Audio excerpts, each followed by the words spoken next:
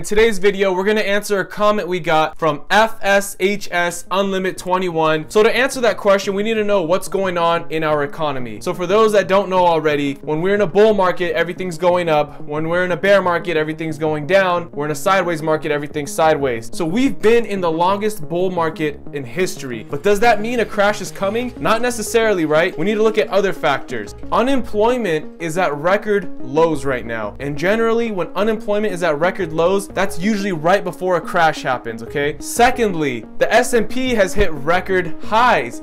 Despite the recent volatility we've seen, we've seen a lot of volatility in the past few months, but overall the S&P has hit record highs. And there's a lot of things you need to look out for, okay? So generally, when we're at the top of a market, we'll see things like media hype. Everybody's saying, get in the market's going up, everything's great. You see a lot of articles about, oh, the market's doing so well. That's when you need to be on alert and start thinking the opposite way, okay? Think like a contrarian investor, because most of the time, what everybody's doing is generally wrong, right? Most people lose money in the stock market. So when you see news articles saying the stock market's doing so well, gotta be careful there. This comes down to physics, right? Whatever goes up, right? You throw a basketball in the sky, it goes up, but what goes up must come down. Everyone is a genius in a bull market, okay? The past 10 years, everybody talking about stocks, everyone's making money, so it's hard not to look like a genius. Everybody out there, buy my stock market course, how to invest in the stock market. Look at the returns I've made. Yeah, it's easy to make a lot of high returns and be a genius during this time. We haven't gone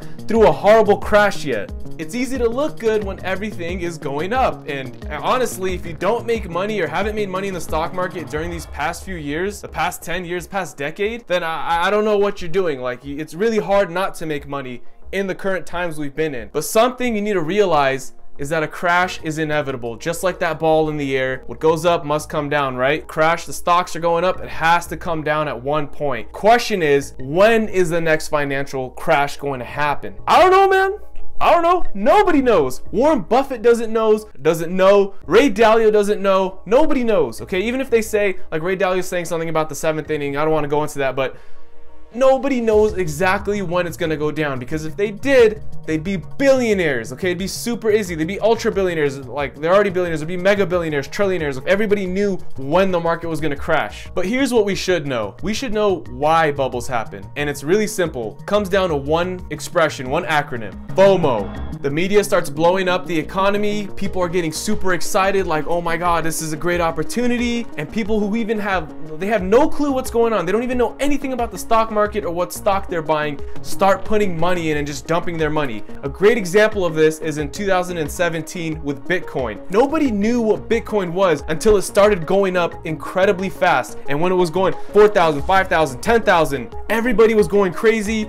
People were taking out credit card debt to buy Bitcoin, selling their homes, pulling out their mortgages just to buy Bitcoin and go all in. They wanted to convert all of their currency into Bitcoin. And we all know, unfortunately, how that ended. You see, people slowly start to realize that the stock market is overvalued. And then they begin to panic, fear, sell. And that's when the crash happens. Exactly what happened with Bitcoin back in 2017, the exact same situation. It was at 19 grand, started going down. People are starting to realize, oh God, I'm panicking, panic selling. And then what is it at now? It's around $3,000 at the time of this video. So how do we profit from this? This is how you profit, okay? When it comes to the stock market, when the crash happens, think of it like Black Friday or Cyber Monday, like an amazing sales going on and everything is cheap. This is the time, this is the opportunity to start buying in and getting in positions that you've always wanted to build up your portfolio. Even recently during the stock market volatility in the beginning of the year, I made a video called 3 stocks I'm buying in 2019, and guess what?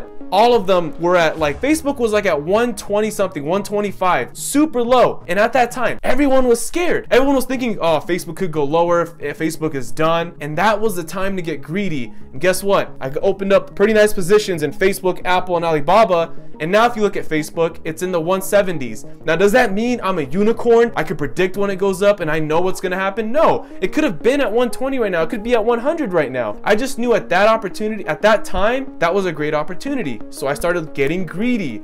It's exactly what you should be doing when you're looking at a stock. It doesn't have to be my stock, right?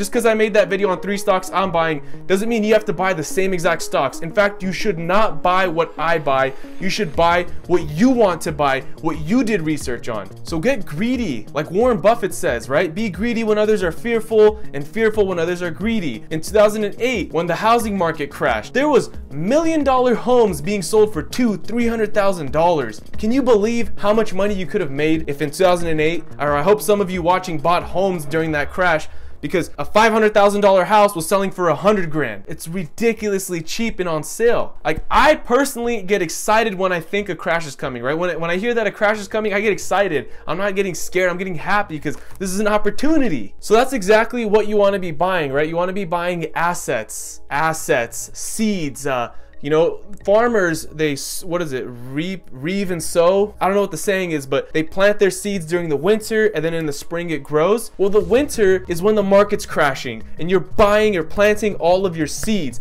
And then the spring is when the market starts bouncing back and you watch all your investments grow, you watch all your plants grow, and every little fruit that comes out is a dividend you're getting paid or a rent check you're getting. And it just works. It's really that simple. Like, you don't have to complicate it. Don't make anything complicated. It's super simple like this. Markets go like this, up, down, up, down. But in the long run, we see it go up like this, right? We see it go up like that. So as long as it's going up in the long term, you buy on those dips, buy on those dips, buy on those dips. If you ever want to sell on those highs. When you see stocks are starting to get overvalued, that's when if you ever want to sell, if you're considering selling, that's when you start selling, when everything starts getting overvalued. But this doesn't mean that just because a market crash happens, you should buy everything now, right? You should buy every stock you see. That's speculation. Watch my stock market for beginner video if you haven't already. It's only 5 minutes long. That should give you the basics of what you should buy. Also, now that you know a stock market crash is inevitable, you need to be prepared for it. I have a video about asset allocation and how I allocate